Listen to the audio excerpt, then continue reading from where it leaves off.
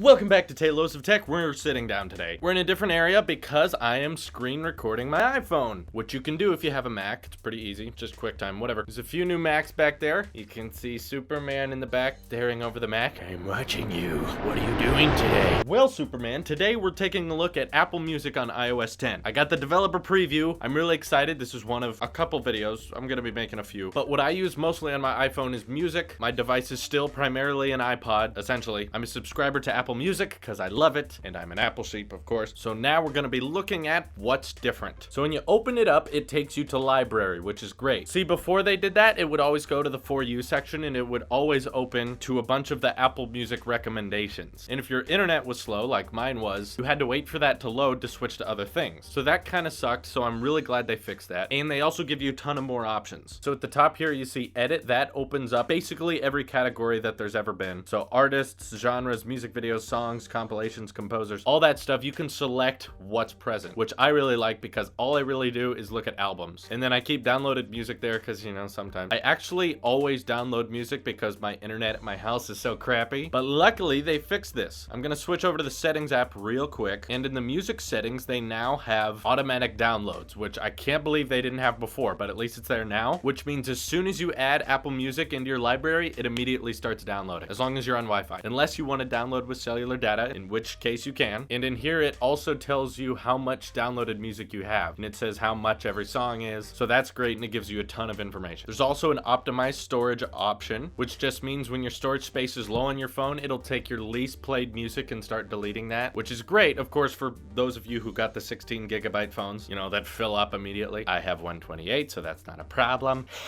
But still, it's really nice. I'm glad they added that. Back in the music app, you'll notice in basically every section, and for me it's albums, we don't have lists anymore. In the last Apple Music, and you see, apparently this was confusing. I read about all the time people saying that Apple Music is confusing on iOS 9 because it's hard to use or whatever. I thought it was easy. It was really just expanding on the music app that was already there, as in it was just lists of albums, but then when iOS 9 came out, they added you could tap on the album and it would start playing. You wouldn't have to open the list, which I thought was great. I love that feature. But apparently there's just too many buttons and too many options. And you know, it's not every day Apple gets the complaint that they're too hard to use. So obviously with this version, they really fixed that. So now there's not really a list. You get 2 albums at a time going down, and you get to see each picture much larger than before. So you can't get bombarded with too much data at once, which for me, I kind of thought this felt like a kid's toy at first, just because of how simple everything was to use. But after a while, I started realizing how nice it is. So we still have that alphabetical order, and you can rearrange that if you want. And for me, that's really easy to swipe through. What I do miss though is you can't tap on an album and have it start playing anymore. I miss that. I wish they would have kept it somehow. Don't know exactly how, but I wish they would have. But anyway, there's the Angry Birds 2 soundtrack. So if you open that, it tells you at the top with big bold letters, downloaded. So they've really cut down on a lot of the options they had before because people were getting confused, I guess. I thought it was easy, but here's all the different songs. And when you tap one, it doesn't fill up the whole screen. It just fills up that little bottom player. And if you want more options for that player, you tap it, and it brings it forward. They rounded off the album art a little bit. That seems to be the whole point with iOS 10, is to make things more rounded off and stuff. And you notice in the playback in the old version, it used to be much more complicated. There was tons of buttons on the bottom. You had a share button, repeat, shuffle. They've gotten rid of almost all of those things. Now there's just a ... at the bottom. If you tap that, you get a few more options like love, which was there before, but now you can dislike music, which I think is more for the radio. I don't know why you would dislike music you've downloaded, but I guess you can. And of course, there's your share option. Again, blowing up the text much bigger than it was before. So basically all the fonts are larger. And then for a long time I was wondering, so I can't set like the auto replay or the shuffle anywhere now? But I researched it, as in I played with it for a little bit. You just swipe up like this and whoa, opens up a ton of stuff. So you get that whole up next playlist, which is great. Before, having songs queued in the future was just an iTunes thing, but then they added it to music. But I guess it was too complicated, but luckily they fixed it. So there's your auto replay function to repeat the album and your shuffle, and then everything that's up next. So that's some of the navigation settings. Now if we jump over to the iPad Pro, we're gonna look at what Apple Music looks like on the bigger screen. So this is more similar. So everything is still has way more options, but you notice the bottom is a bit different. Now the library, of course, opens first, and we have the For You section, the Browse section, Radio, and Search. You'll notice Connect is no longer there. Yeah,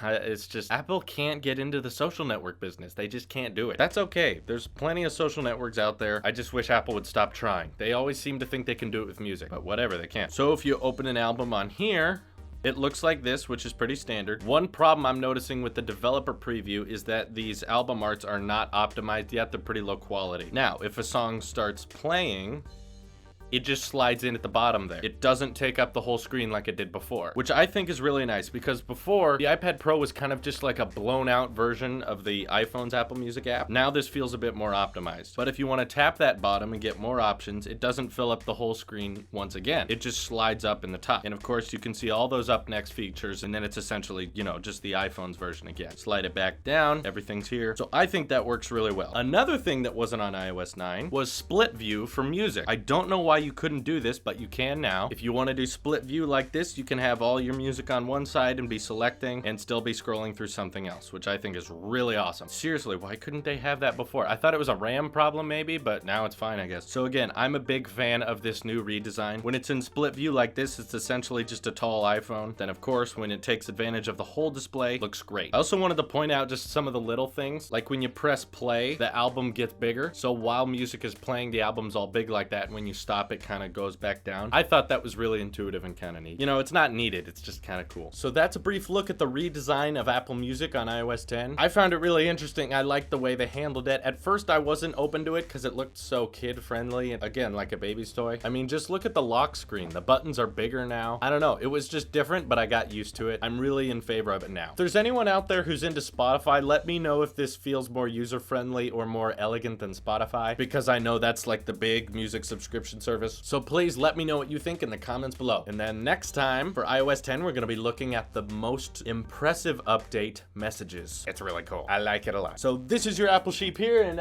wait. That was crazy. I want to go back to standing. I'm not good at sitting. I need to paint these walls. Okay, all right. I'm just now looking at it. This does look pretty weird. Yeah, we need some I need iOS 10 to come into my room. What am I saying? I'll stop. This is your Apple Sheep here, and I will see you in the next one.